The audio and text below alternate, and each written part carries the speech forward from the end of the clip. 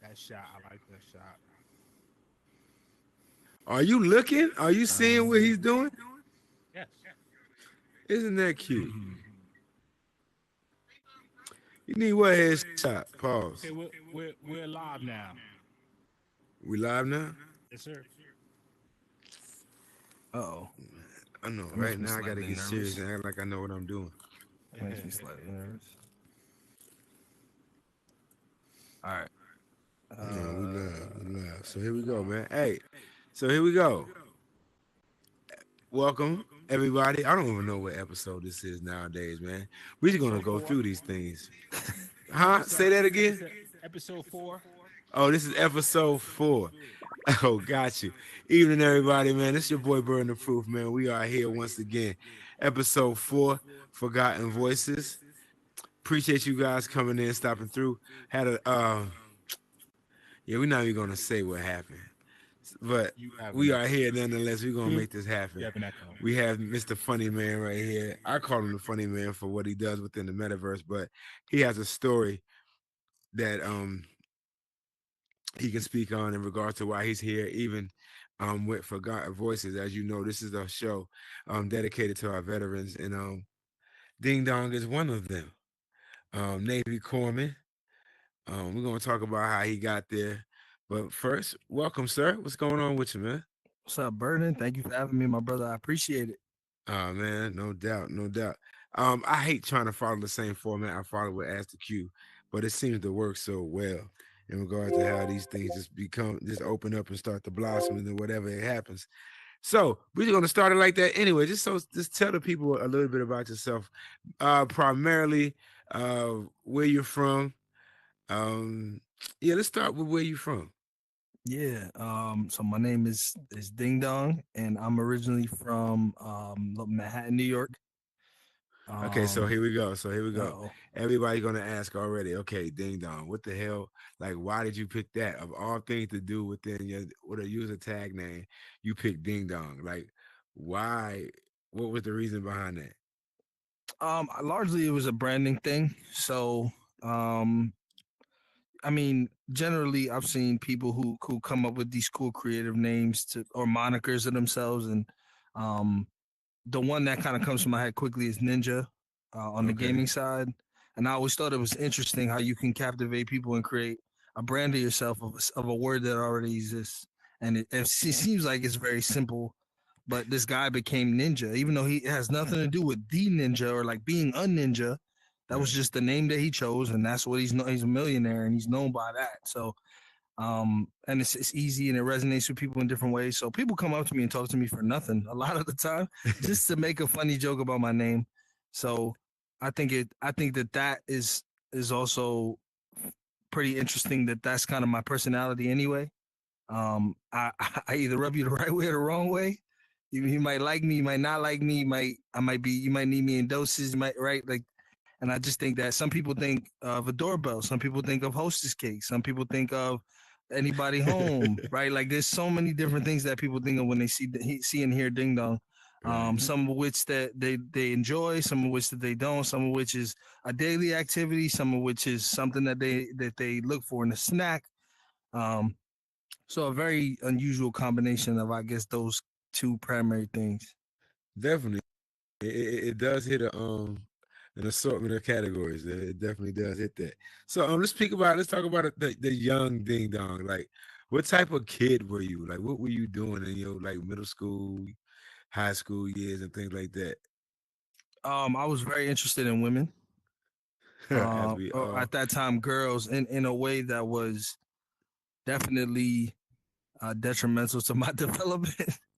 I think a lot of the trouble that was started for me as a young kid was related to girls. So, um, I kind of was Mr. Steal Girl.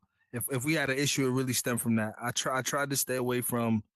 I was always like, I was kind of too smart for certain to go down certain roads. Like, I would kind of get close enough, right? Like the dudes that were really engulfed in gang activity and things like that, they were like, like I was the dude that was. They were like, "Yo, this like I could speak to this guy. He's not so far away from me, Right, you can but be protected I by like, it. yeah, like he could But give you me ain't the gotta be a answers to my part of it, homework to right. make sure I get done with school. But Yeah, like we gotta kind of let him live so that he can keep doing that. right. So I never really had to go that far into it. You know, as far as getting myself in a position where it would cause trouble for me. Right. But I think there were times where I was trying to figure out what that identity was going to be like and how I was going to fit among people that I respected because of the reputations that they had created for themselves. And so I ended up just kind of, I guess, following the route with girls, which led me to enough trouble of its own, but never anything crazy in the legal sense because, again, it was like that line where it was like, man, this dude's brain works enough that if I only go to school twice a year, I could ask him to give me the answers. And it wasn't like I need to bully him because he speaks my speak, but he's not going to do what I do. I didn't really have to. So it was very interesting. Oh, so you just I dang, was the you just plug. finagled It's your way. funny You how it all goes finagled around. your Yeah, I way was through the the plug. whole process. Hold up. Yeah. I think somebody feed is double feeding. If y'all want turn down your volume a little bit, I think somebody double feeding. But yeah, so you were just this charismatic dude, just finagled his way through high school all the way through, huh? Yeah, I mean, a lot of times, my teachers would tell my mom that you know, he kind of gets fed up quickly with doing the day to day, and he loses interest. And if he loses interest, then he's not such a good student because he wanders. So my response to that was, well, what do you want me to do? And then they would say, you know, you should come up and ask for harder work if it's not challenging you enough. And then that was when that was my first introduction to the theory that you want me to take it upon myself to do more than the person next to me at with the same reward for nothing additional. That doesn't make sense. And so I never did. Obviously, I never asked for harder work. I just wandered, and I thought that was what they told all the kids' parents. I thought they always told everybody like, your kid has potential, right? You don't tell anybody your kid's a shit stack. It just didn't. Oh, I'm sorry. I don't know if I was supposed to curse. I apologize. No, do your thing.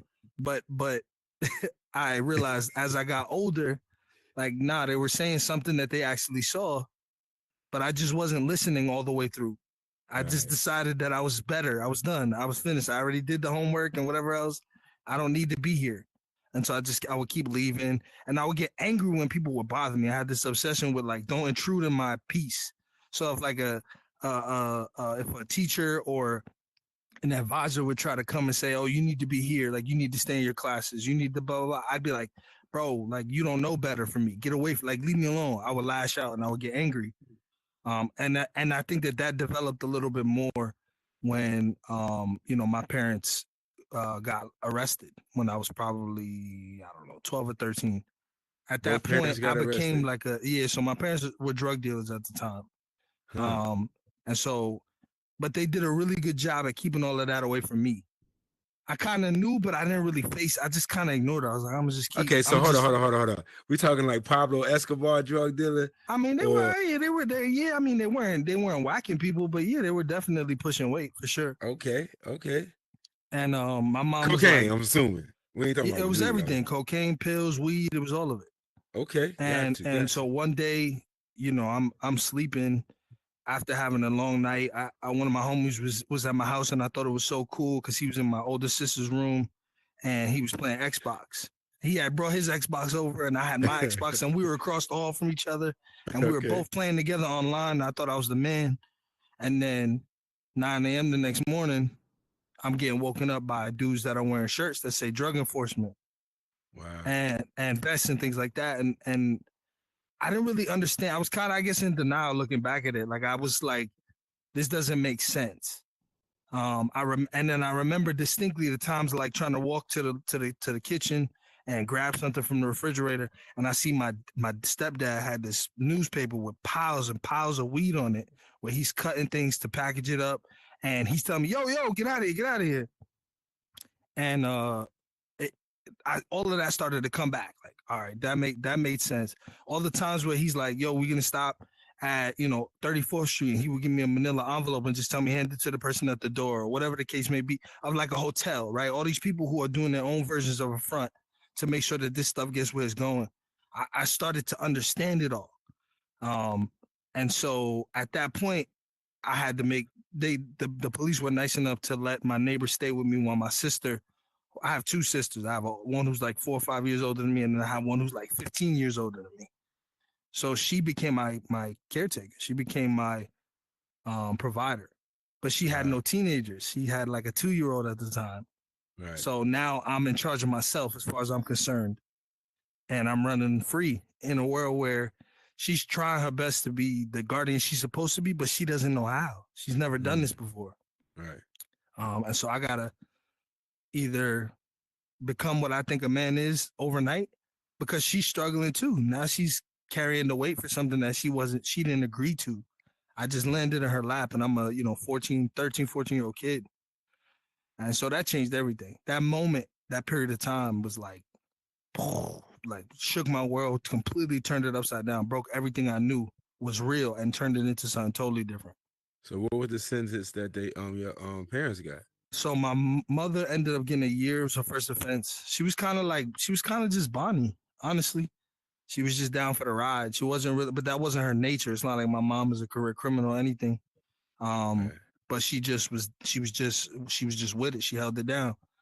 And there was weapons that were found. So that created another demon, because now you got illegal weapons and everything, and boom, that's another big thing. And these drug enforcement agencies, they don't care that you have kids. They don't care why you were doing it. It's not like my mom was doing great and they were just trying to sell drugs because they're bad people. They were just trying to make sure we lived differently than they did, and that was the only way that they knew how to do it. My stepfather was on disability. It was just a totally different thing. So I was able to grow up a little bit differently at that point, or up until that point. My mom was working 2 jobs, and they were doing that to make sure that they didn't have to tell us no. Right. But so my mom got a year off of that, and my stepfather got 3 to 5 on state. Got you. So you said that changed your life forever, and things like that. So, when you say it changed your life, did you become more rebellious and things like that in school, or did you just not? You just said, "Forget it, I ain't even going." Nah, I became more rebellious. I definitely was. I had people in my corner that were not taking no for an answer, so I definitely wasn't able to just be like, "Nah, I'm not going to show up." But I could play with the boundaries left or right when I did show up. Right? You can't control me in this 8 hours and what I do. You can control where I'm located in that 8 hours, but the details I get to make up. And so that's what I did. I made up the details for sure. Got you. So explain some of these details. Skipping school, when you're not supposed to. And in New York, truancy is a big thing for anybody who doesn't know. There's police that are designated to patrol and just look for kids that look like they should be in school, and they check you. If you're not in school during school hours, they'll take your ass to school, and they'll tell your parents, and it's a big deal. They can find your parents. It's not like it's taken lightly. So truancy was a big thing. In addition to that, you have, again, in order for me to know whether or not I wanted to go down that path, I had to figure out what it was they were doing. So there was moments where it was like, you can totally get down with the gang here. You could definitely let them beat you up and call yourself a part of whatever this clique is or whatever these dudes are running with, so that you can be the cool guy, because you talk like them, you look like them, you come from the same places that they come from. And it was, to be honest, in a lot of ways, kind of what you see in movies, where you walk outside your house and there's war. I went to high school in an area it happened to be in a neighborhood that where I lived at had issues with, from some crazy old folks tale that, the OGs had worked out, where it was like, they called it up the hill, down the hill, for anybody who knows the Lower East Side. And if you traveled off up the hill and you were from down the hill, you had a problem, and vice versa. That's just not where you're supposed to be. It's not your area, and we don't get along. So a lot of the issues derive from, when you're leaving school, somebody's waiting for you, or some people are waiting for you because they have a point to prove. They got to let people know, when you come over here, there's an answer for that. It's not, you don't just walk free. And if people see you and they don't recognize you, then they'll check you. Right. Where are you from? I never seen you around here. And they decide what they want to do. And that's a huge facet of life and reality in New York City to this day. Kids who were not even a dream when this stuff all started, they just live. You inherit it. You live it. It's because you grew up in these projects and in this area. Maybe you're on 10th Street and you can't go to the Avenue because your people had issues with people over there, or somebody got shot in the head 3 years ago, and now that's a no man's land area. So it's just things like that where. But I had to figure all that out for myself. What was it? What was I gonna do here? Because getting down with them makes your life easier at home. If you don't get down with them, then you're an enemy in your own territory. You're unknown. You have nobody to say like, yeah, I know him. Nobody. I remember one time I almost got my head sliced off because there was like 80 kids just walking the hood.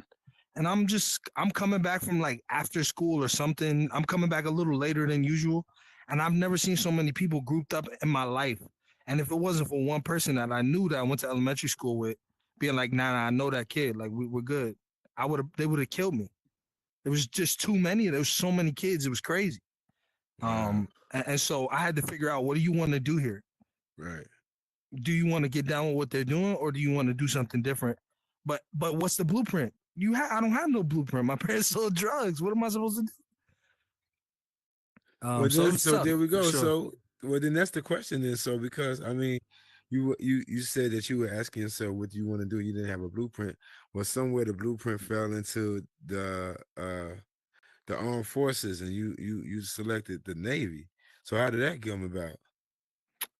So I mean, the end of high school was sort of coming along. I had moved, so ninth grade I was in the school, and it was crazy. It was a stabbing, like it was a war zone. So I was like, I got to get out of here. Like this ain't me, bro. I see this in movies. And so I transferred 10th grade. I'm in a much better school, but still the same circumstances exist. I'm in an area that's different from the area that I come from, and they happen to have issues. So a lot of it is, people having. I'm sort of inheriting the issues that this whole neighborhood has. So my mom ends up getting out of jail, and she's like, I want you to come move in with me again, and whatever else. So I moved, and I do 11th and 12th grade with her. Okay. So I moved around a lot. I went to 3 high schools. The end of high school is approaching, and I don't really know what to do. And I remember telling my real father, who's also in jail, I'm joining the Navy. And I meant to do that. I don't know why. I was in some way, I think I was kind of trying to spite him and like frustrate him and let him know, like, hey, when you trying to get closer to me, like I'm already gone. But it was a lie. I made it up. And then when push came to shove, I used to work for Ralph Lauren. That was my first job. I was making $7.25. Shout out Polo. Shout out Polo. And that's just back when rugby was still around. And even that was a different experience, right? Working for a high level retailer like that versus a TJ Maxx, or where you have these big box stores, or even if you work for like Tommy or Echo at the time, some people may not remember all of those retailers, but yeah. So I worked for Ralph Lauren, and I was like, this ain't gonna cut it. I was doing way too much to just be making $7.25. Man, say and that. I was just doing way too much. To get there, it took a lot, like buses and bikes, and I was riding. And at the time, I decided it was a good idea to get a tattoo, below the elbow, even though everybody told me not to. Thought I was a cool guy, 16 years old with a tag on the school, right? The works. Right. The fuck boy special, as I like to call it. So I end up going, and I'm like, well, I don't know what I'm doing here. I haven't applied to no colleges. I haven't put pen to paper.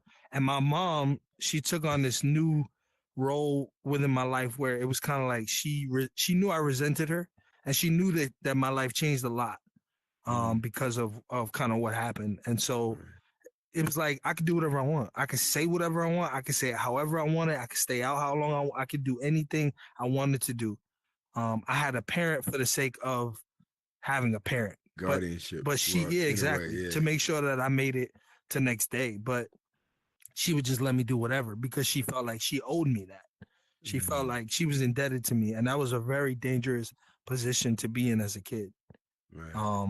And so one day I was like, I want to go be a Marine. I remember seeing those commercials. A dude named Staff Sergeant Bobby Yaw. came to my school and was talking to kids and telling them all the cool stuff Marines could do. And I went in there and I was like, look, man, like I'm an aggressive kid. I've been in a lot of fights in my life. Like I'm ready to put this energy into something good. And he's like, sorry, kid, your tattoo. I'm not gonna get it waved. It's too close to your wrist. And I was like blown away. Just man, couldn't believe it. I'm like, damn, my life's over. Like I don't know what I'm gonna do now. This tattoo's gonna cripple me forever. And he's like, why don't you go talk to the Navy? And I'm like, nah, bro, like not trying to be sitting in the middle of the water. And he's like, nah, trust me, like just give him a shout. So I go in there, and I remember seeing these dudes wearing these weird ass blue uniforms. They look like camouflage blueberries. And I'm like, this is crazy. Like they're wearing black shiny boots, and it was just surreal. I'm in there looking at these guys like they're massive. This dude's like 6'2", white dude, ginger, freckles, and I'm just looking at this kid like who where the fuck who spit you out? Like he looked like Mikey from Recess. And I mean, big dude, real big dude. Right. And he's like, what's up, man? Like, what do you want to do? What do you like? What is this? And I'm like, I want to be a Marine. And he's like, well, this is the wrong office. I'm like, yeah, I went over to them and they told me no. And he's like, why? And I'm like, I got a tattoo. He's like, so he already knew what time it was. So he's like, all right, well, what do you like? What do you want to do? What interests you? And I'm like, well, I want to pick things like, like Call of Duty. And the other dude in the back, his last name was Williams. He's like, nah, kid, wrong office. Like he's like, yo, get this idiot out of here. Like he doesn't know what we do. So he's like, yeah, I mean, we don't have that. And I'm like, well, look, I'm about to graduate high school and I don't have a plan and I'm ready to go. Like, and he's like, and he starts doing the questions. You got any pre-existing health conditions? You got this, you got that, trying to figure out if I qualify. And that was the easiest part. But then it was like, what do you want to do? First, it was I think a diesel mechanic or something crazy, something stupid. And it would have been like a 30-day thing after I graduated. But here's what changed everything. In the Navy, and this is different from the Marines, in the Navy, even though you get emancipated legally, if you enlist prior to your 18th birthday, you cannot graduate boot camp until you're 18 years old. So they can't send you to boot camp before you're slated to turn 18 years old. So I wanted to go in July. My birthday is in December. I graduate in June at 17 years old, and I'm trying to go in July to be this diesel mechanic or whatever it was. Right. And they're like, and everything looks good, and then they come back and they're like, nah, fella, you got to be 18 years old or turn 18 before you get out of boot. So they're like, that's not going to work. So then they put up something that says hospital corpsman. And I'm like, I don't know what that is, but like, talk to me. So the dude, again, I think I know everything at this point. He talks to me and I hear a few couple select words that I care about. I heard Marine, I heard combat, and I heard casualties. And I was like, so my man, you know exactly what I'm talking about. So I signed up for this thing. He's like, it leaves in November. So you'll turn 18 in December and then you'll graduate in January. Cool, sign me up. Then I start, working out, trying to get my chest big and do all those stuff, push-ups and sit-ups and those other crap. Right. And until November, and I'm just trying to work, make my little coin, $7.50 an hour. At this point, $7.50 because I've been there for a year, so they bumped me up a quarter. And that's important to a kid. And I still remember I put a TV on layaway. Walmart brought back layaway for like a holiday season. I put a TV on layaway, a little 32-inch LCD. Like just blew that. So that changes everything. Now I'm like, all right, I got a direction that's different. Like, no, who's done this? My father was in the Army, got discharged, never made it. My stepfather was in the Army. So I guess in some way I kind of was trying to emulate him. But his situation sucked because he got out of the Army as a sergeant. And then before he wanted to get back in, something happened that frustrated him. Like they weren't taking, I think maybe he had a medical condition or something. And it frustrated him. So he started to get in trouble. He got a felony, game over. That was the end of it. So his reason why he couldn't go back to the Army was because he spited not being able to get back in because that was the life that he wanted again. And then he went and got felonies. And after that, it was just fuck the world mode. Like he just went berserk and he started racking, and then he started racking up felonies. Just doing stupid shit, beating up cab drivers and leaving their keys on the corner. Like just dumb stuff, just like being a real nuisance to people. He wasn't a Right. violent person. He just wanted to shake the world because he was an angry person, following, not being able to get back. So for me, this is uncharted territory. Nobody's ever been in the Navy. Everybody makes the hee ha ha jokes and you on a boat. Look, if you've ever been on a cruise or fishing, you got more boat time than me. I've never So set foot on explain that. So I've never. explain that, especially in regards to what a Navy corpsman does, because I think a lot of people don't understand that. Yeah, So I think the running joke is that the Marines are a department of the Navy and all this other cool stuff. But in reality, that piece of it is true. But the purposes of it being true is really from a budgetary perspective. The Marines are first to fight, but they're a land combat element largely. And so, in order for them to carry out their mission as Marines, being kind of that elite fighting force, they have to be able to control things in a different way. So that means a combination of air warfare, sea warfare, and then their ultimate goal, which is land warfare. And so they partner with the Navy largely, being that it's their brother organization, or some will argue sister organization. right. To make sure that they can get that done. So, for example, on a lot of ships, particularly aircraft carriers, a lot of Marines get stationed there temporarily, as part of their deployments. Now, the purpose of that is not for them to be ship's company or anything like that. It's more so for transportation purposes, so they can get themselves, all of their vehicles, to a place where they can complete their mission or whatever it is that they're trying to do for X amount of time. And so being a Navy corpsman, there's only a couple roles within the Navy that support that in a way that kind of makes you also a land support, vehicle for the Marines. And that's your religious people, and that is your logistics people and your medical people. So religious people protect the chaplain at all costs. Those are combatants. Almost the only combatants in the Navy besides construction. Constructions are combatants as well. They're called CBs, if you ever seen CBs. The builders, they're combatants as well. And then you have your logistics specialist, which is just a dime a dozen. That's fulfillment. That's Amazon in the military. And then you have medical. So Marines don't have their own medical asset at all. So they use the Navy. So a large portion of the Navy's medical force goes to Marine companies and making sure the Marine units are well supported. The Army has their own, the Air Force has their own. So the Marines use the Navy. So you have a lot of people who go on ships, but previously, up until I think 2014 or 15, women could not serve in combat roles in the military. That was illegal. And so it was part of our regulation.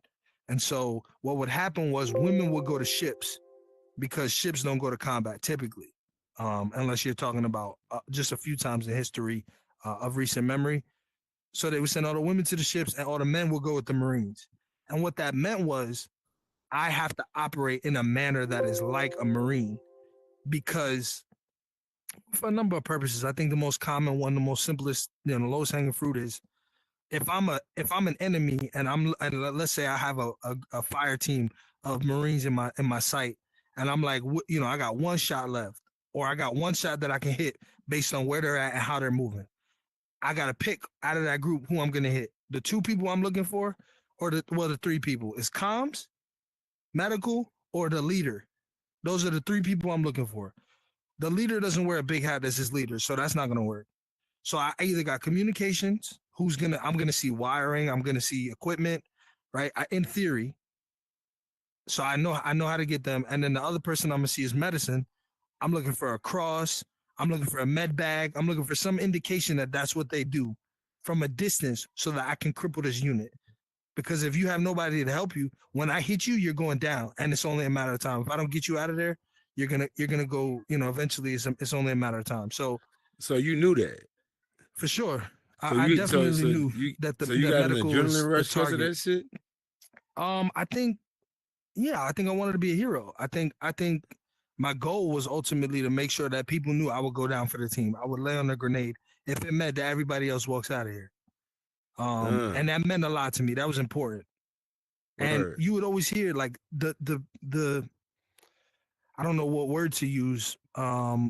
to describe them, but the Medal of Honor recipients, you know, in the Navy medical community are the people who jumped on grenades. They're the people who they're the Donald Ballards who ran into a foxhole, grabbed two grenades that were just thrown at them and ran at their enemies and pushed the grenades into their chest and they all blew up. Right? Those are the Medal of Honors in our community. And so for me, I was like, these are the shoes I have to fill. If that day comes, I'll be that guy. I have to be. That's what I'm here for.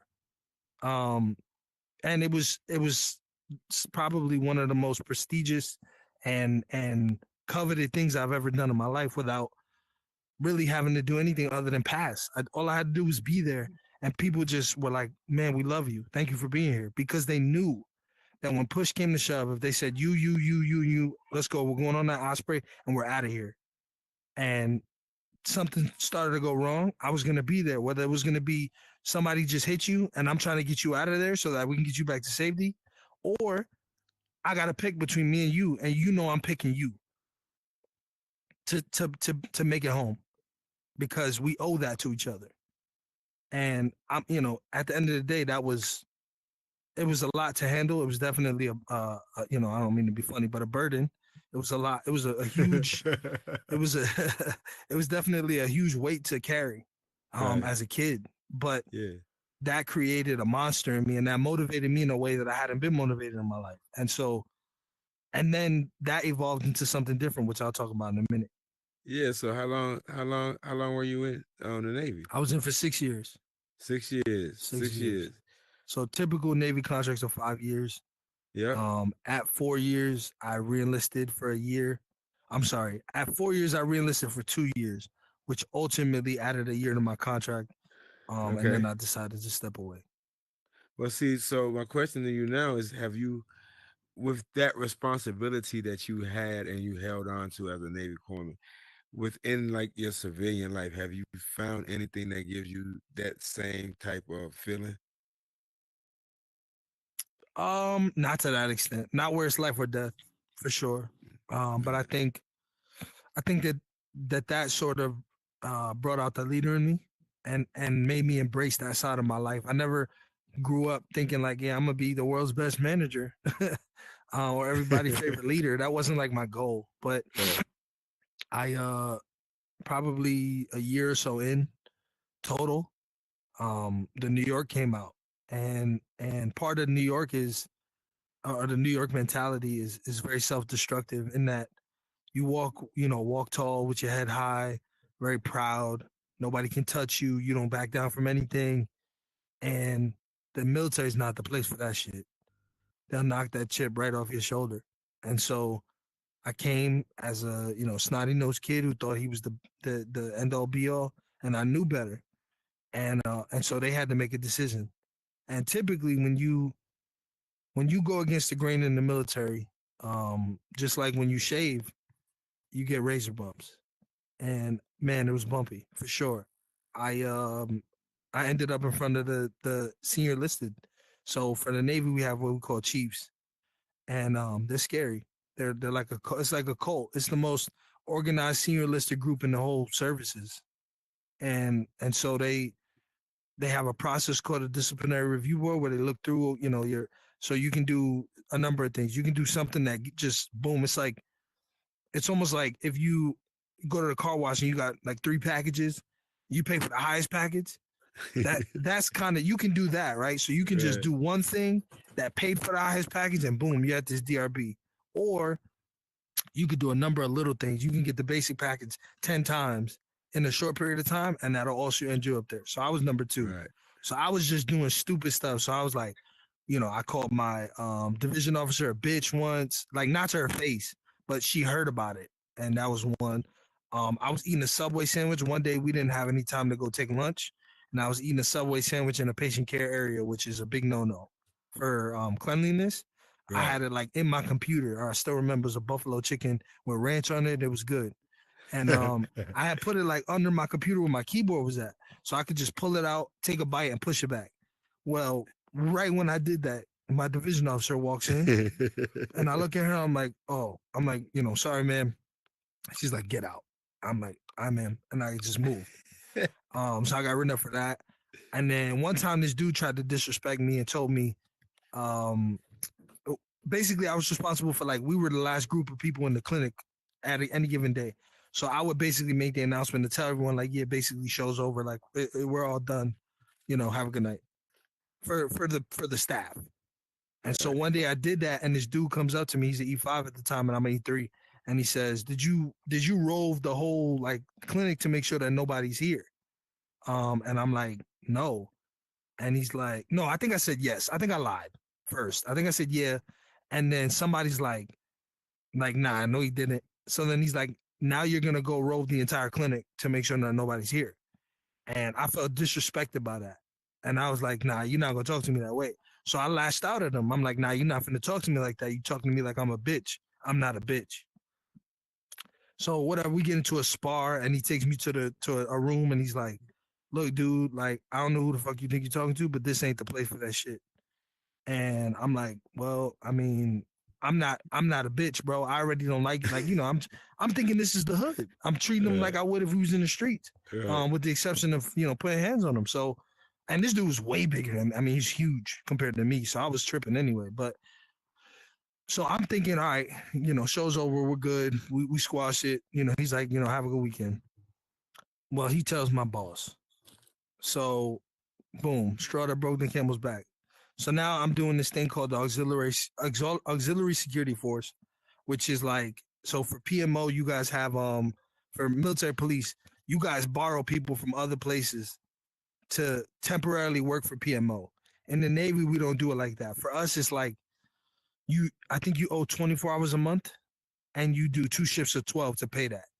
And it's like a collateral duty you can do. It looks good for your fit rep, makes you look good as a service member. It's it's an additional thing that you do. So I had to go to this academy for 2 weeks. That's where I get OC spray, which, by the way, in case anybody was thinking, don't fucking do it.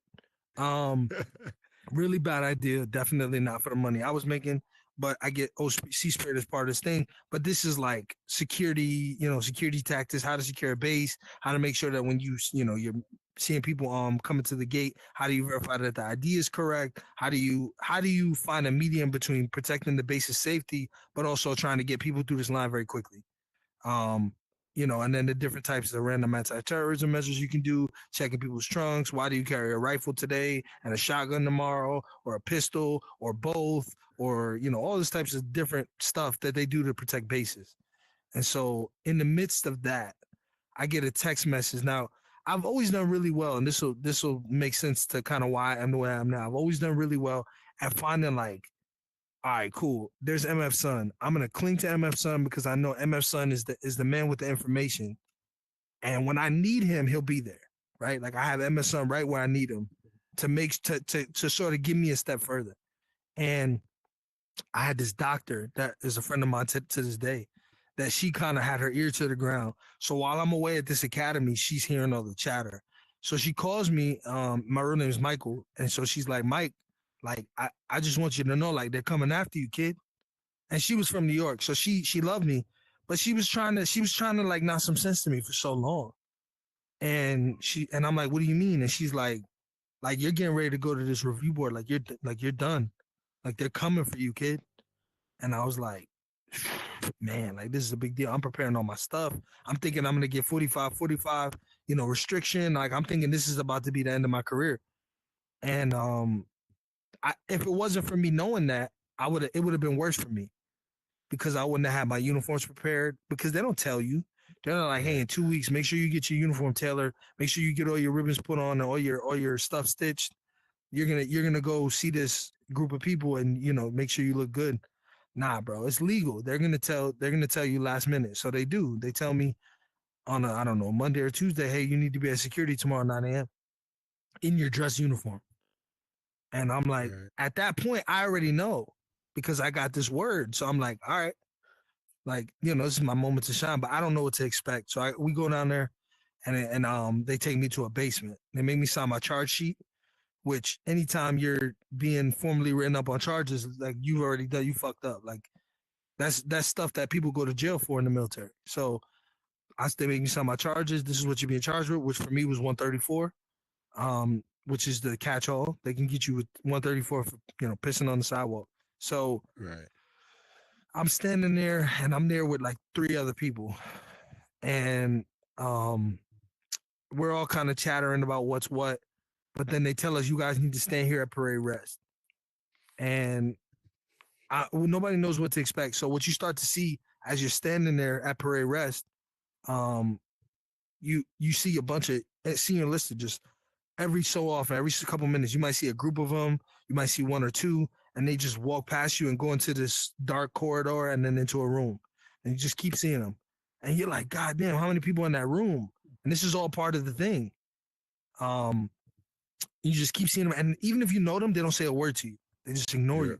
It's part of the show. And I'm an 18-year-old kid at this point in time. I got myself in trouble very early. And you ain't waste no time. Got it. Huh? Yeah, you ain't waste no time. Got it. Nah, yeah, I got myself in trouble very quick. 6 months in, I was already sitting there. So I go and I'm in there, and they're calling you to commands. So you get in there, you're at attention. They tell you to report. You report. Which at the time, I said my thing here to report for DRB as ordered, and they're like, as you were, whatever they tell you, whatever. And then they put you back at attention. Then somebody grills you. They come, they look at you, they pick up your stuff to see what they can pick on for your uniform, how it looks, your ribbons and all this other stuff. And then they start snickering. And there's people everywhere, bro. Like you're in a room that's probably the size of the stage. And well, from here, from like this middle of this couch off that way. And you're standing smack dab in the center. There's like maybe one light. And you just see bodies everywhere. Older people that have been in the Navy a long time. And there's a master chief right there, which is the top of the food chain, a senior chief right there, and it's real scary. And I just remember when I started, one of them looks at me, he goes, "How old are you, son?" And I said, 18 years old, senior chief. And he gets up and he goes, "I've been in the Navy longer than you've been alive. Don't you think I could teach you some shit?" And I'll never forget that moment because it was like, wow, like, holy shit, this dude's serious. This is the yelling that I've been yelled at since I was in boot camp. I thought that this stuff goes away. But this dude's yelling in my face and I can't do anything about it because that'll make it worse.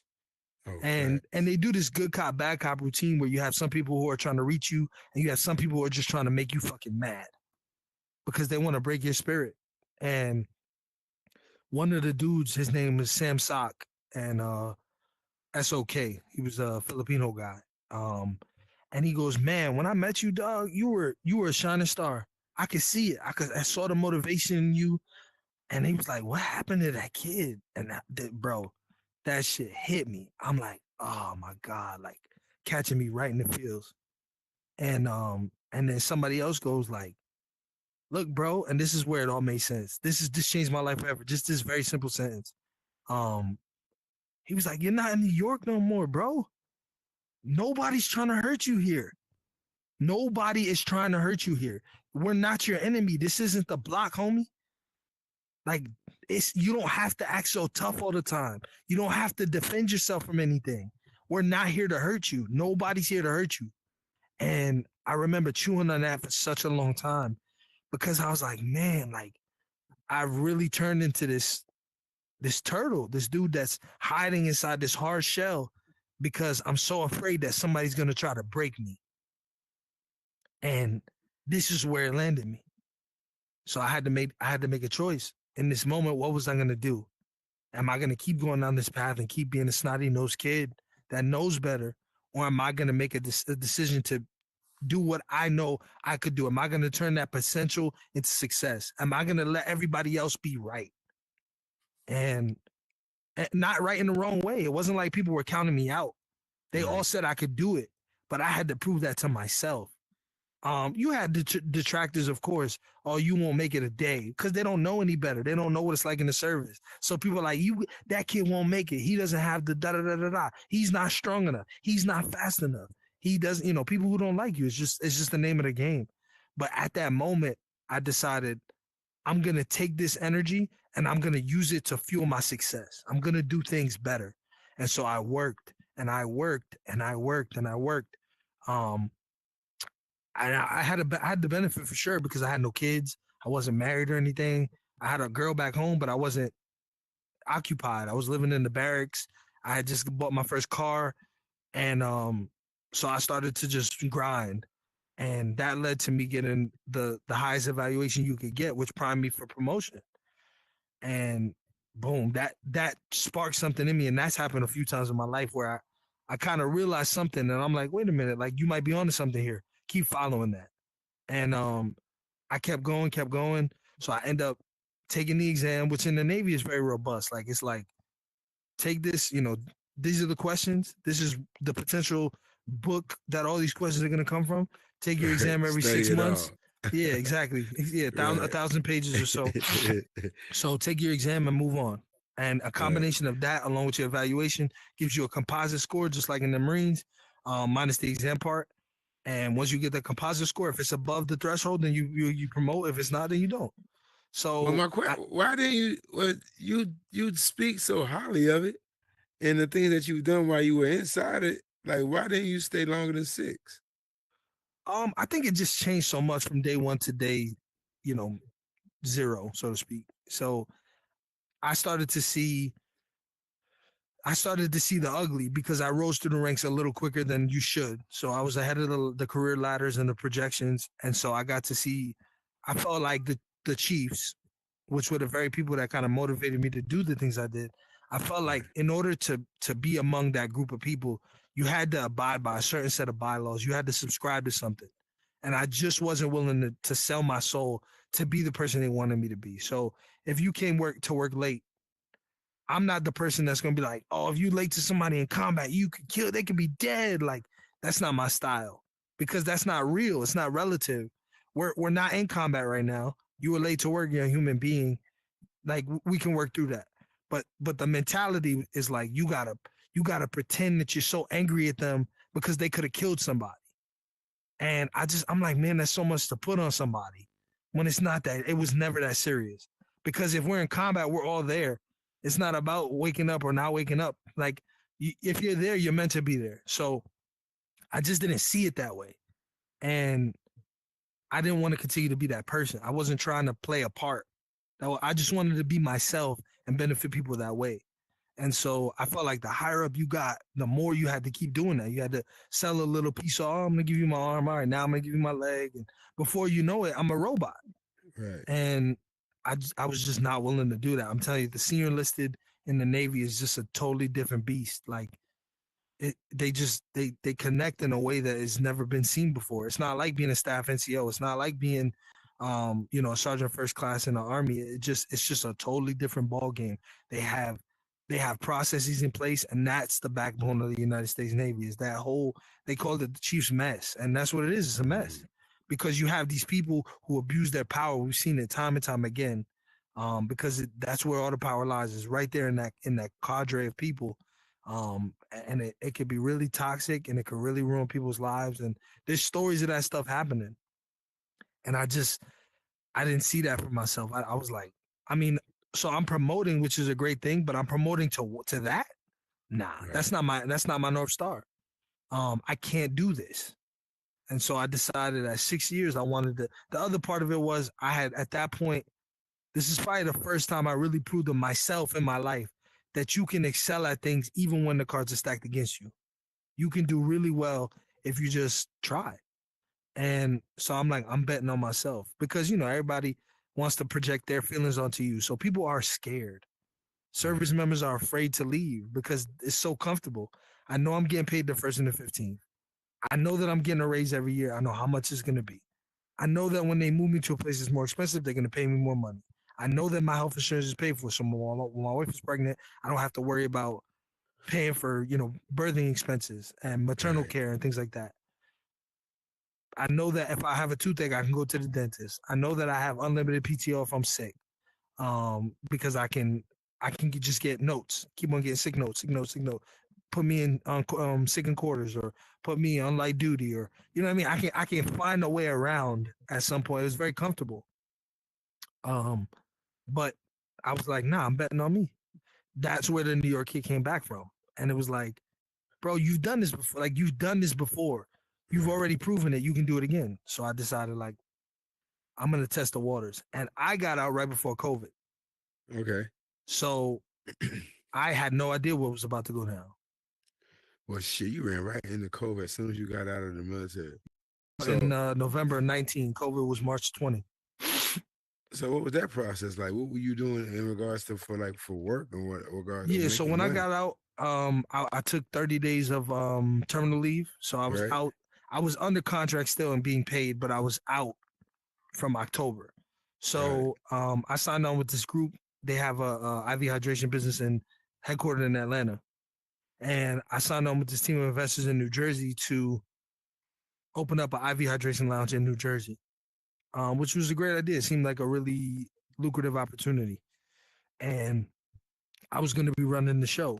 And so we opened up December. So I worked a lot over that 2 months. I worked with the corporate team and, you know, the coaching staff to make sure that we had a successful business in that locale. But the issue was that the business model wasn't, I don't want to say it wasn't applicable, because in most cases, based on what I know now, you can kind of apply your business model to anything. You just have to adapt it.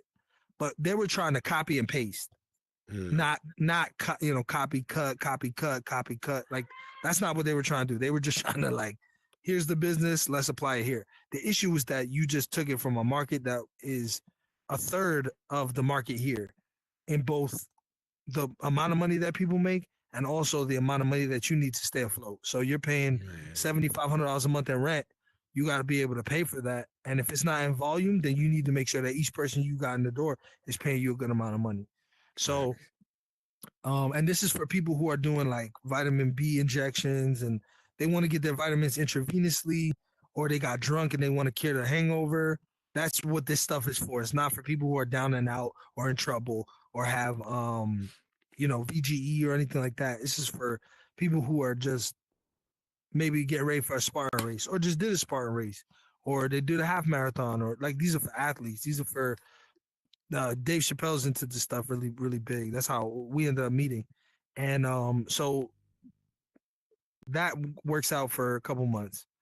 And we struggled along, though. It wasn't done correctly at all.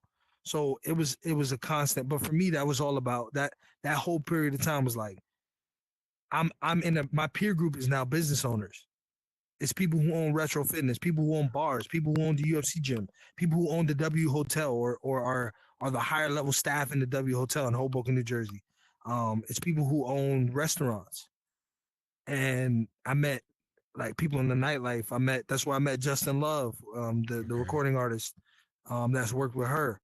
And so ultimately we get to March and boom, Hoboken was probably one of the most radical cities when it came to COVID response early on. So they're like, yeah, we're killing all operations that are non-emergent, done. We had a team of hungry investors, mostly doctors, that were like, nah, like this ain't gonna work.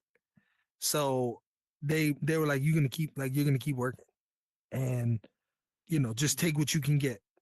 All your staff are nurses, and you want to get paid, you got to keep these doors open. So we worked through all of that over that period of time, and I'm not making much money at all. I think I'm probably at $24 an hour, something like that, nothing crazy at that point. But I'm running this whole operation for that amount of money. It didn't hit on me later until I realized that these investors put in $500,000 to invest in this thing, and they had to learn their lessons that way. I didn't pay anything to learn the same lessons that they learned from a position of leadership. Right. And so that became very powerful to me later on, because it was like, I literally just learned a crazy amount of stuff scot-free. I built connections. I learned how to do business to business communication, how to get these people to do events, how to co-promote things, how to utilize, services like Canva, how to draw material from Vistaprint. And so it was like all of that stuff was just poured onto me. All I know is, show up on time, shave your face, make sure your haircut's good, make sure your uniform looks pristine, shine your boots, until we change uniforms. But now all of a sudden I'm introduced to this world where it's like, the world is yours, Do what you Right. want to do. Use the unorthodox methods to try and get people in your door. How do you meet customer service? How do you reply to people on Google when they're giving you, feedback? Like fulfillment. How often should you order supplies? How do you set up supply accounts? How often should you be doing payroll? How should you do payroll? How do you set up payroll? How do you set up internet? All of these different elements of life, hiring people that I never had, but it all kind of just was like, here it is, kid. And it was either I either step up or I step out, and I stepped Right. up. That was my choice. But that was it. I mean, if it wasn't for them being so gracious and so hungry, I don't know what I would have done, to be honest. And I've not been unemployed for 1 minute in the pandemic. Oh wow. I never was.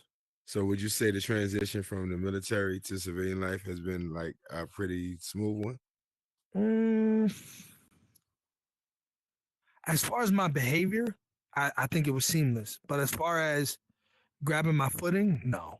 Mm. Getting my footing was tough. The first, I mean, even in so the thing about the military is, I probably got myself into like $100,000 of debt being active duty as a kid. I got married to my longtime girlfriend, who's my wife today, and we have 2 wonderful children together, and a third on the way. So Congrats. thank you, sir. Congrats. But There but you go. ultimately, it was.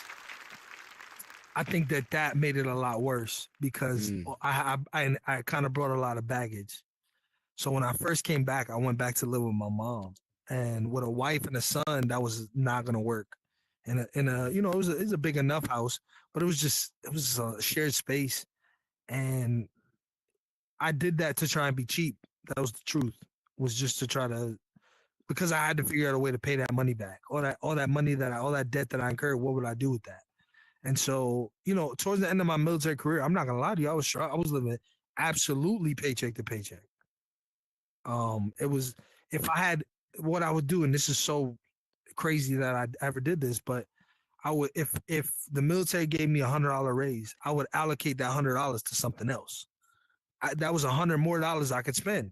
So if that means incurring $100 more of a monthly payment of debt, or it wasn't like something fruitful. It wasn't like, oh, I'm gonna avalanche it and snowball it so that I can pay something off. That wasn't the way my brain worked. I had no fiscal management experience. I didn't care. It was like, well, I know that I'm getting paid this money because that's the way that this works. So I know that I'll be able to pay this money forward. Sure, I may be hungry a couple of nights, but we'll be all right. But so when I got out, now it was less about how I was going to transition and more about how I was going to keep up with this stuff. So COVID happening actually kind of gave me a hold of jumping because Navy Federal was doing interest rate reductions and monthly payment reductions because it was a hardship. So even though technically I wasn't a benefactor of, unemployment and things like that, I really didn't encounter any additional hardship compared to other people. I didn't, because I worked and nothing changed for me. I'm in a sector that didn't shut down.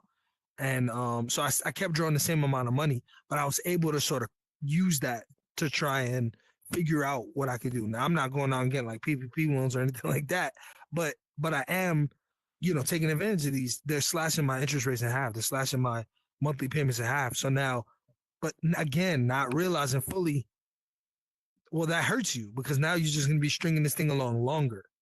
Like, it's not like this money's going anywhere. And so what ended up starting to happen was I got really comfortable with that. But I started to use the GI Bill in January. So I got out in October and I was already in school starting January. I got an associate's while I was in.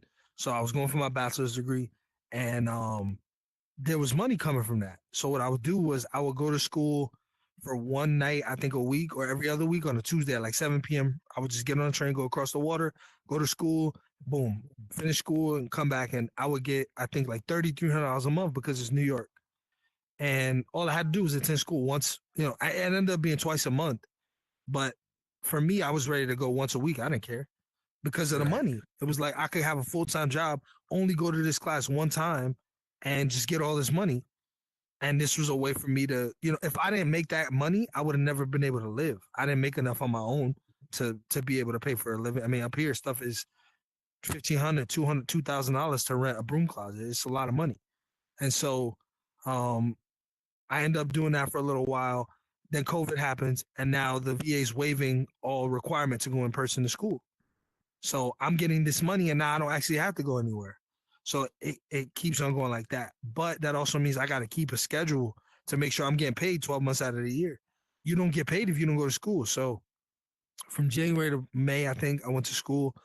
The summer was kind of spotty, so I had to fill in some gaps. I finished that up. Then comes the fall, and you keep kind of going, right? COVID lasted for probably in its worst form, probably 2 years. So for that whole period, I'm just grinding, trying to keep those semesters going so I can keep getting paid because again, I don't make enough money to satisfy this all on my own. And so, but that puts me on a 3-year plan in my head. Like, all right, well, once this is done, you got to make enough money, kid. Like, you got to come up with this at some point. So that was kind of where the motivation started to come from. It's like, well, you got a kid, dog. You don't have time to sit here and whine and complain and talk about how hard your life is. This is the time for you to make a choice because your parents didn't. So I'm like, all right, cool. So that business goes away about a year in, done. The investors are like, we're not seeing profit. I don't see any end of COVID because they're all doctors. So they're like, they got the worst outlook ever. And they're like, we're pulling the plug. So they pulled the plug. What I had done, though, probably a couple months prior to that. So they pulled the plug like mid-October, like early September. I was working as at that store. I was only doing, I think, 3 days a week. But I was drawing a salary because I had that power. It was kind of what I was able to do. I was the GM. So as long as I answered the calls when I wasn't working, I had people there to work. We were good. I was doing payroll, so it wasn't a big deal. But I started to work for Amazon because I wanted to figure out kind of what their operation was like because everybody loves to work for Amazon. I didn't realize that delivery companies at Amazon aren't actually Amazon. They're contracted by Amazon to deliver their stuff. So I started working for one of those, and my leadership ability sort of starts to shine through. So I become a manager like fast. And I switch over to that. As soon as this place closes, I go to Amazon full time for a period of time. And I'm doing I'm on the road. It's the Christmas season, making sure people are getting their stuff. But that's not my area. Like, that's not what I want to do in my life. I don't want to sit here and deliver. I mean, no knock on anybody who does, but I don't want to do that. That's not where I saw myself going. So I keep on applying to spots, and I end up landing in this position to be in charge of a group. And mind you, when I get out of the military, I'm not doing anything but management, nothing. Because I rose up the ranks so quickly, I leveraged that to be able to land only manager positions. So I've never, as an adult, I've never been below a manager in my whole entire career.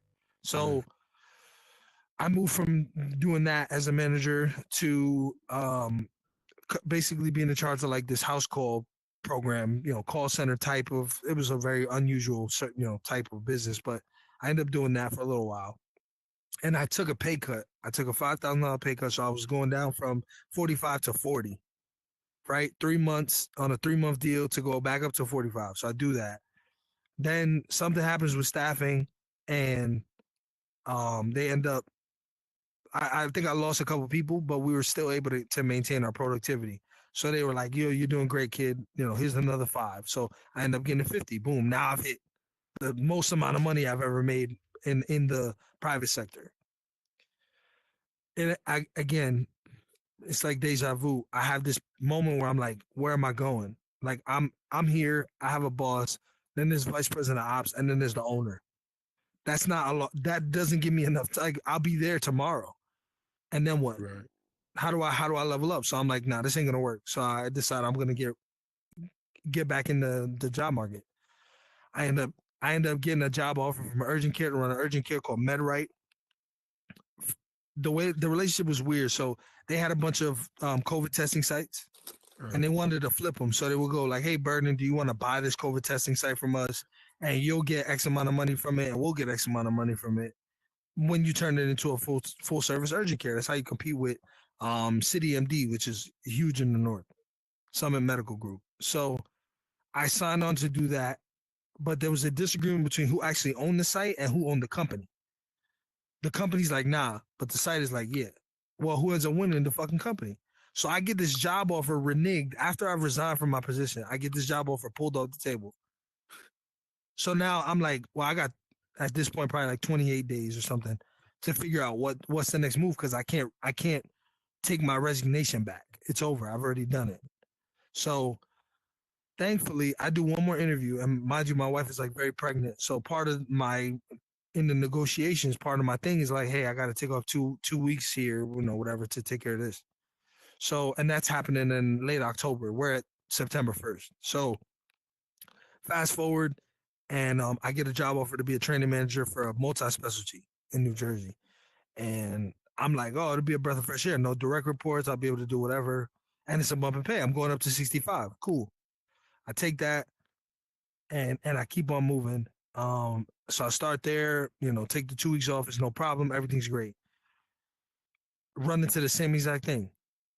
There's my boss. Then there's the vice president, or then there's the president, the CEO, the owner. He's the dude who made all this. That's not enough. I'm too young. That's not enough time. For me, I'm like, why build equity in a place that I know I can't stay? So I spent probably, I don't know, 8 months, 9 months there. Back into the job market. And then that's when I went to DaVita. So DaVita Kidney Care, I had been trying to get into that for years, and it just never worked out. It ends up working out, and now this is another big pay bump. I go to 90,000, and I'm managing their hospital accounts and people who need dialysis inpatient.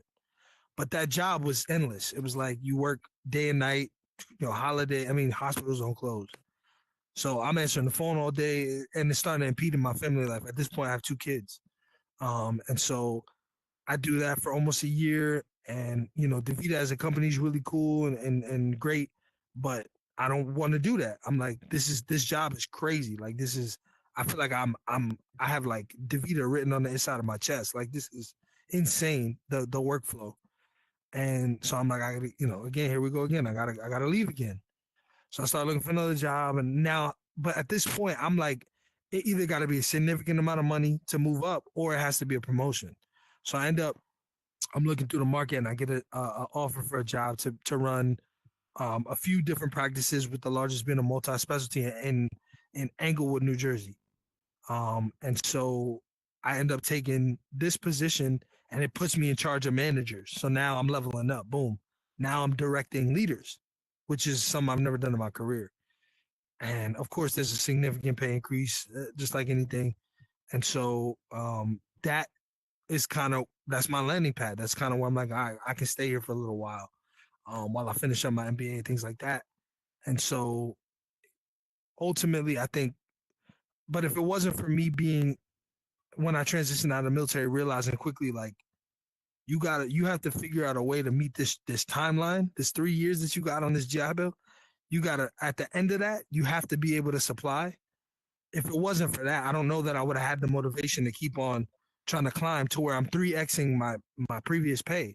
If I was making $45,000 back then, well, now I'm making 140, right? Like, that thing, I didn't know how it was gonna happen, but it had to happen. Otherwise, I can't support for my family, which is a bigger problem. Then I also had this debt lingering in the back of my head. So how do we figure all that out? And it was crazy. But when I first got out, bro, I was scared. I was super scared, because how do I deal with that? I got $100,000 of debt. I can't draw a fly to shit as far as income goes, because I have an associate's degree and I don't have any crazy particular skills. I was in the Navy. I was kind of a glorified medical assistant or nursing assistant. Like, they don't make a ton of money. And so I had to figure out, well, how do you leverage what you did there? Well, you were a leader. Okay. But now when I'm leading in these enterprises, I got to be able to do it, because I inherit all the blame for everything. And so, I kind of baby walked it by coincidence, until eventually now you got me in a position where I'm in charge of leaders. I'm able to instill my values and my theories in people that are in charge of, they have direct reports. And that's a totally different ballgame. Mm. So now you're in the metaverse doing your thing. Yeah. So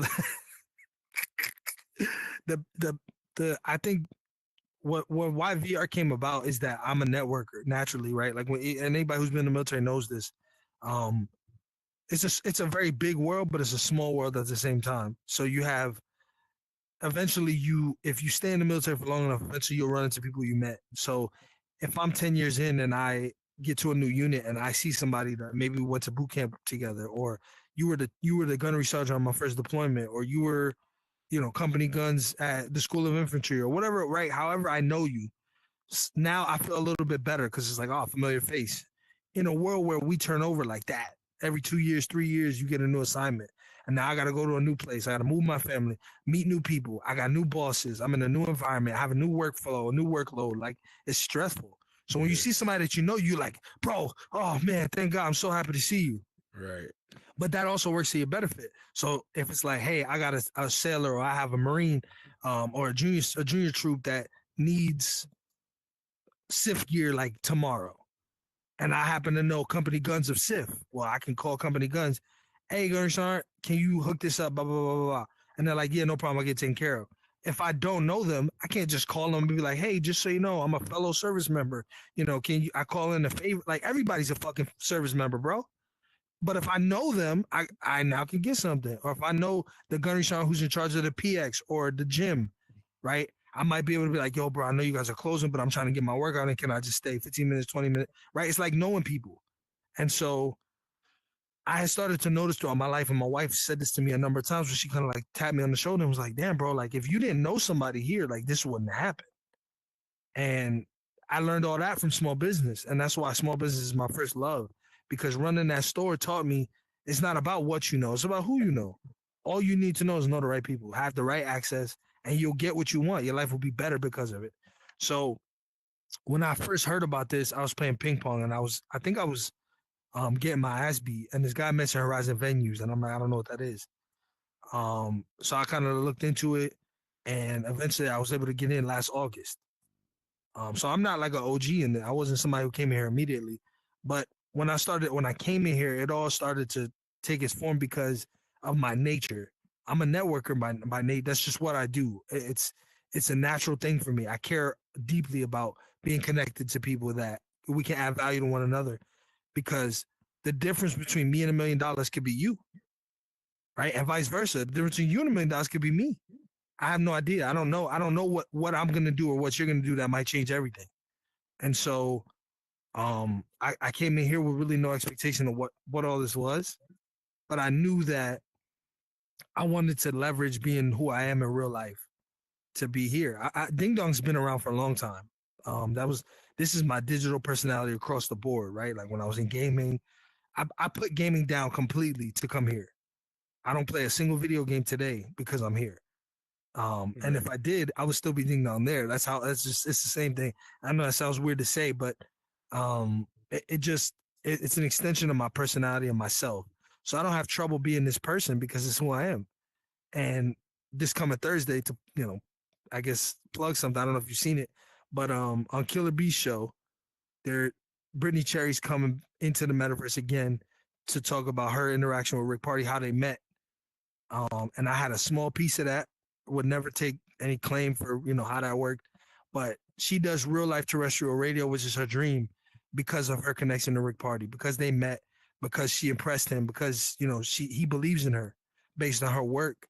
For all the stuff that she used to do here with like Bass Drop Radio and the creation that she made as Cherry Pie, she now does she's realizing her dream in real life and generating money from this stuff, all because of something that started here. And it's because they made a connection, they met.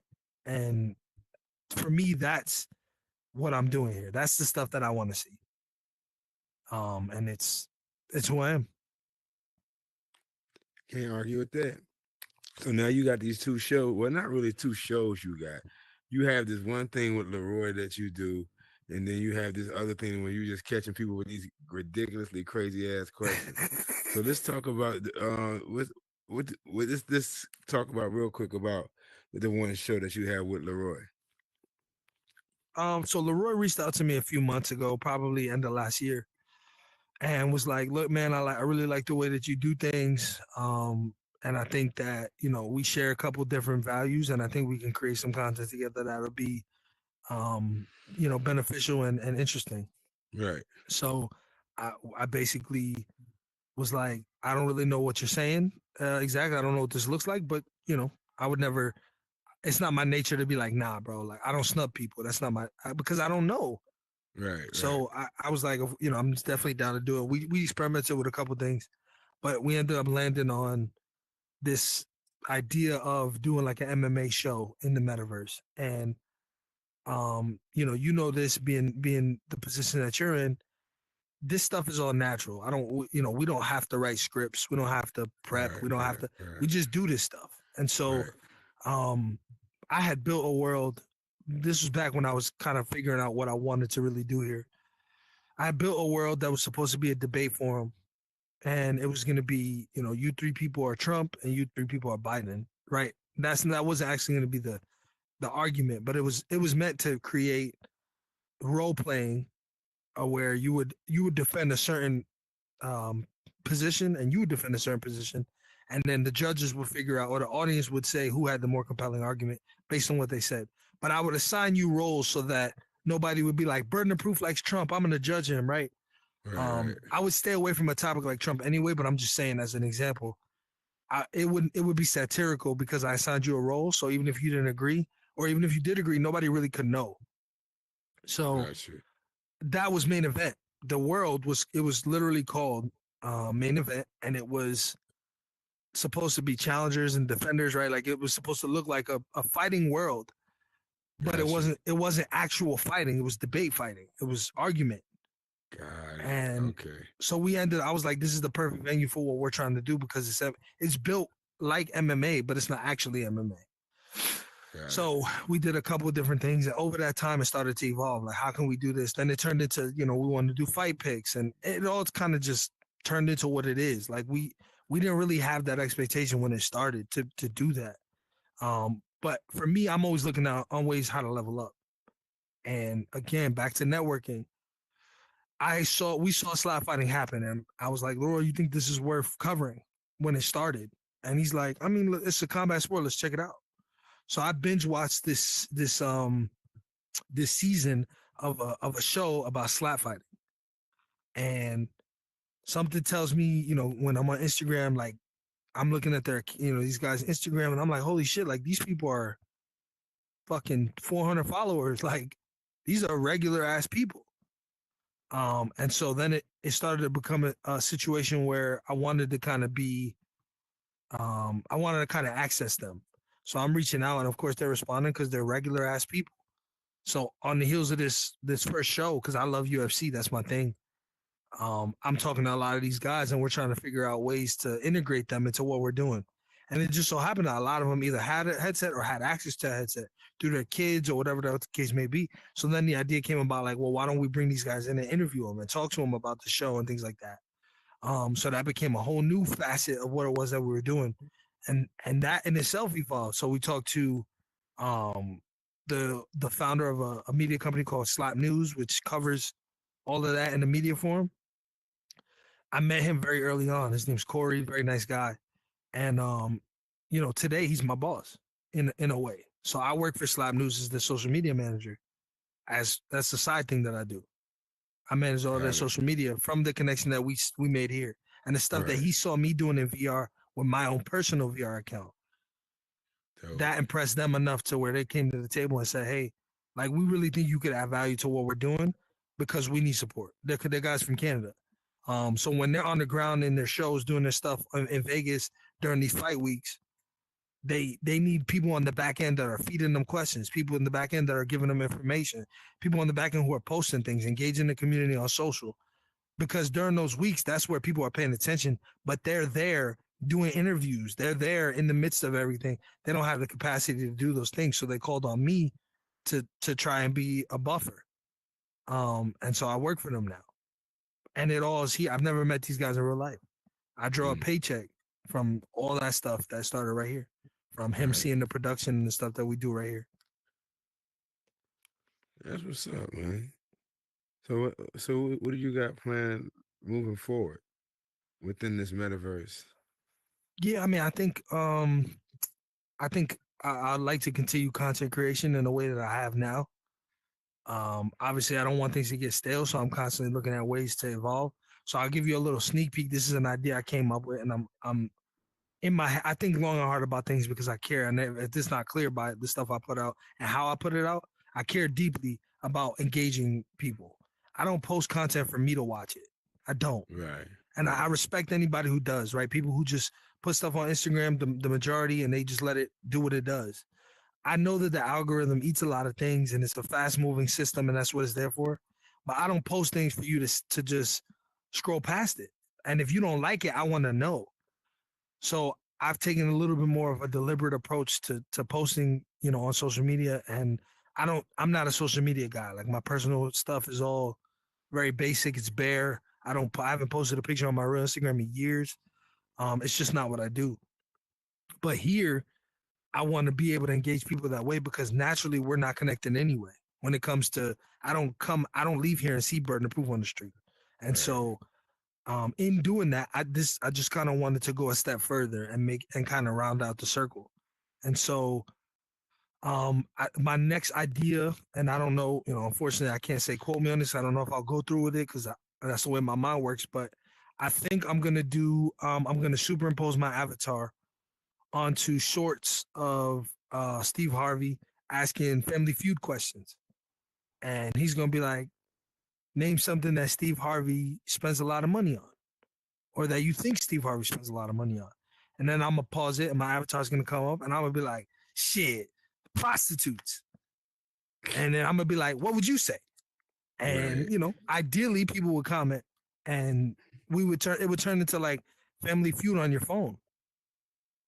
I like it. But I don't know if it'll work. I don't know if that'll resonate. I don't know if people will engage it. It's tough to get people to comment on things. It is. The question game's easy because I make you laugh. So you have no choice but to comment because you want to let people know like that shit was fucking hilarious. Right. Right. I motivate you in that way, but I don't know if that's gonna do it the same way. But I also don't want to be. I have tons of content for the question game still. And I still have tons of questions that I can go out there and continue to ask. But I don't want things to get stale. I'm not the type of person that's gonna run things out and squeeze it for all the juice that it's got just because I believe it has juice. Right. I don't want people to feel like I'm running out of ideas. Trust me, I'm in the workshop thinking all day long. How can we how can we level up the next thing? So for me, that's kind of a sneak peek into my next idea. If somebody steals it, I will put a hit on you. But yeah, I mean, I think playing around with reactions to reels from an avatar perspective using the green screen would Right. really be cool. Like me being able to hop on a reel as an avatar and speak to people. I think that might be that's something that I haven't seen explored either. But I know how to use chroma keys and change around green screens and stuff like that to try and wash it out so you don't see all of that. And I think it would be interesting. So I would say probably 80% I'm gonna give it a shot, but I changed my mind a lot. Honestly, I do. I care deeply about my production. So we'll see. But you'll Well, see me in some form content creator for sure. I'm gonna keep doing the thing with Main Event. The slap news thing will probably evolve a little bit more over time from me just doing their socials to me actually being on site at the events in Vegas. And then I have the deal with with Viresoft.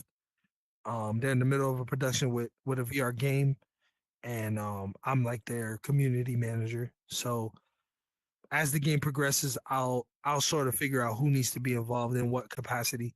And without giving anything away at the moment, it's a huge game. There's some big steam behind the game. Unfortunately, I can't disclose what, but just think of the biggest theme that everybody's looking for, and that's it.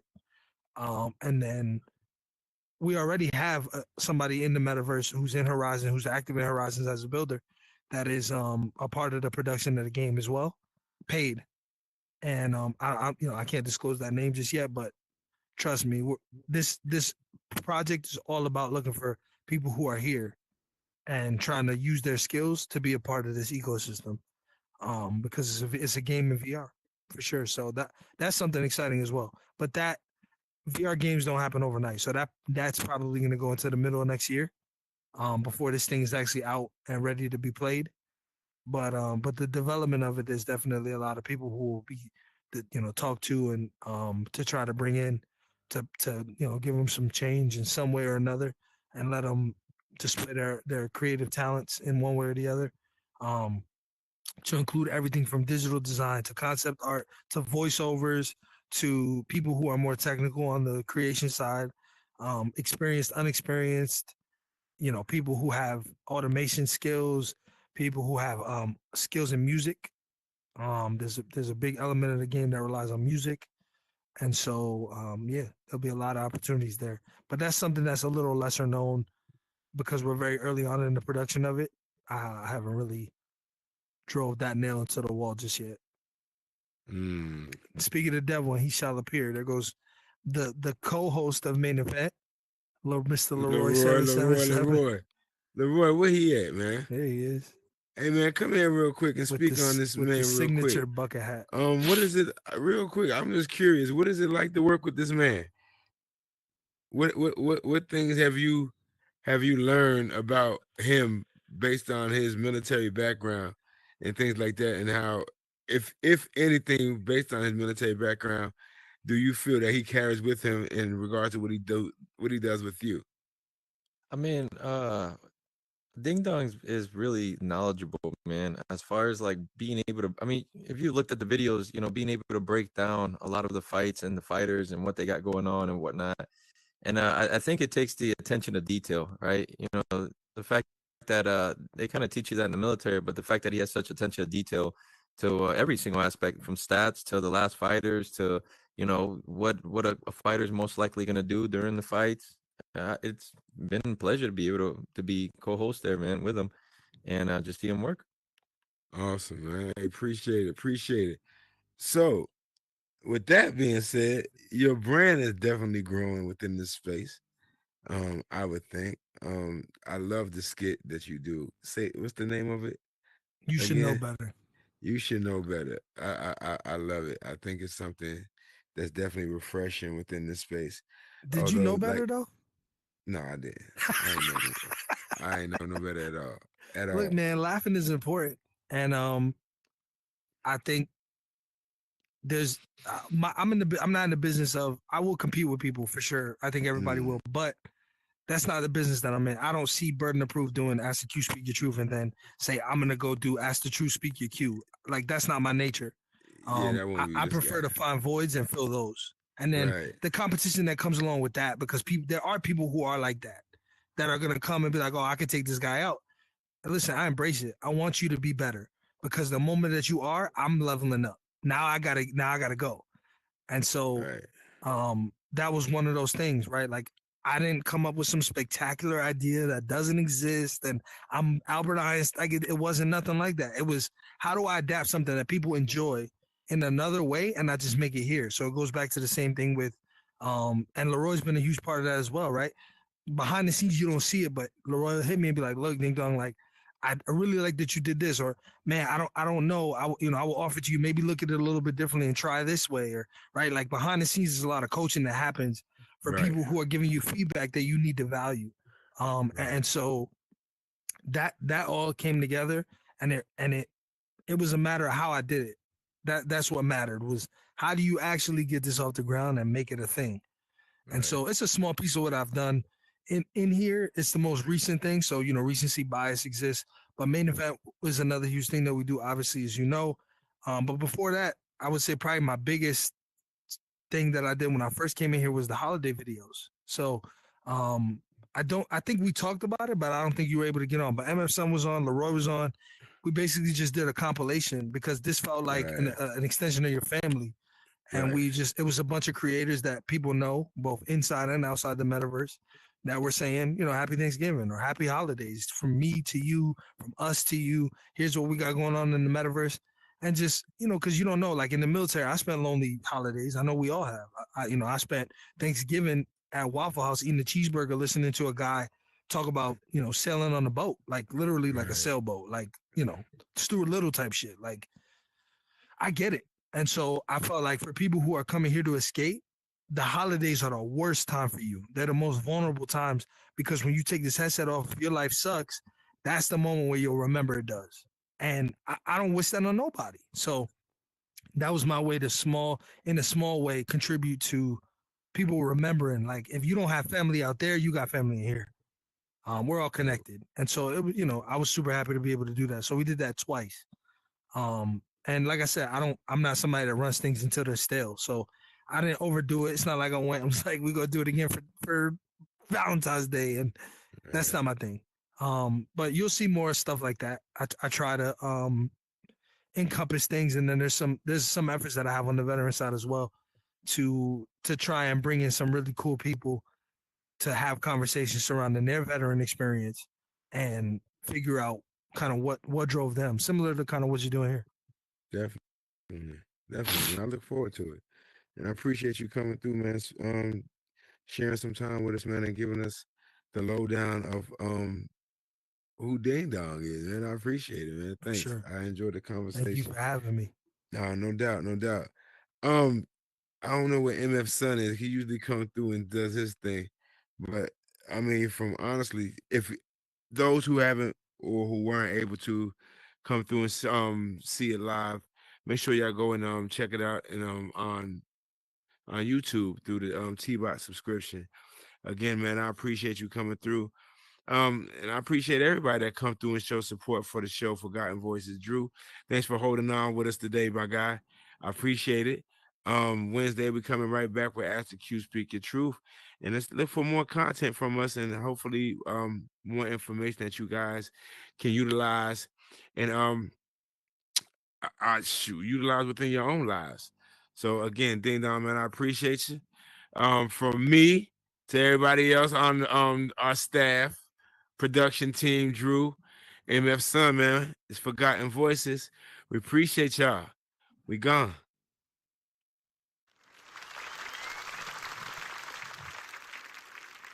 I don't know if that work will do anything, but yeah, I like it. Here we go. Yeah, I'm like, cool. Appreciate you, man. Yeah, thank you, man. I appreciate it. No doubt, no doubt, no doubt. I ain't know nothing about that when you was in the that happened when you was